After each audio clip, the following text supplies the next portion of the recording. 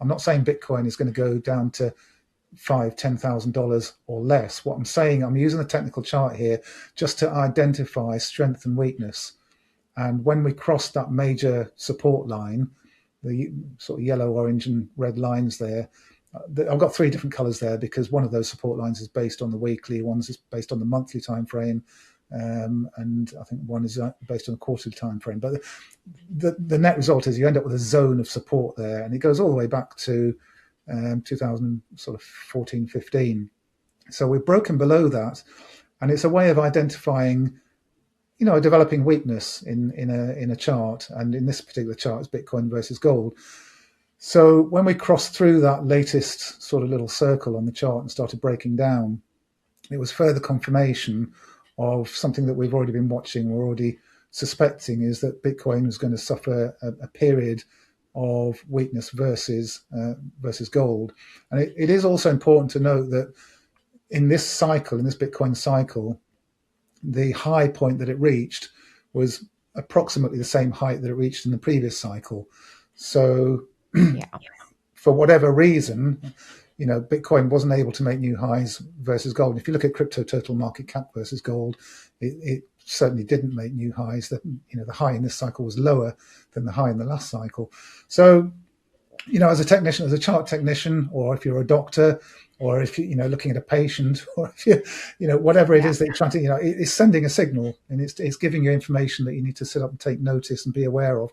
We can use this type of analysis to tell us when to be bullish on an asset and when not to be bullish on an asset, because cast your mind back to what I said a minute ago, gold is in a bull era versus the stock market.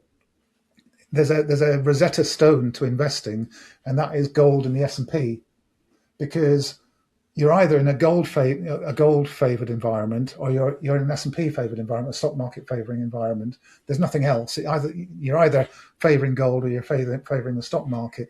And if you know which of those two phases you're in, then that is going to guide your investing for a decade-long period, because you should be measuring your stuff in either gold or S&P. So in an S&P bull era, you price everything in SPX. In a gold bull era, you price everything in gold.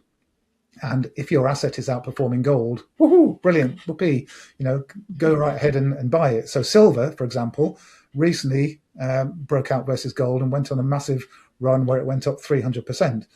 So you can use the silver priced in gold ratio to know when to buy silver. And the same is going to be the case for a whole range of assets. And this is helping us to identify when we can next get bullish for Bitcoin, because Bitcoin going up versus the US dollar isn't really what I'm personally interested in as an investor. I want to know, is Bitcoin outperforming gold now, because we're in a gold bull era. And when Bitcoin breaks out versus gold, I'm going to be right in there, rotating back into Bitcoin again. So as this drop develops, what happens on a technical chart is you start to develop resistance levels. There's that arc-shaped pattern at the top, which is a perfect geometric arc, and it's the opposite of a cup and handle pattern. You'll often hear chart technicians talking about these cup and handle patterns. Well, gold and silver just broke out of a cup and handle, and that's why we just saw that enormous move for gold and silver. Well, the opposite kind of thing is happening with this chart, and the upside down cup is guiding the price or the ratio downwards. So as soon as we break out above that inverted arc, we know that something massive is happening, and something that's likely to last for a long period of time. This is a macro monthly chart. So that's how we, it's like diagnosing a patient. I'll go back to that analogy. We're diagnosing a patient here. And in this case, the patient is Bitcoin. I mean, it's a very interesting chart. And I think it did surprise a lot of people how much Bitcoin has underperformed gold and didn't hit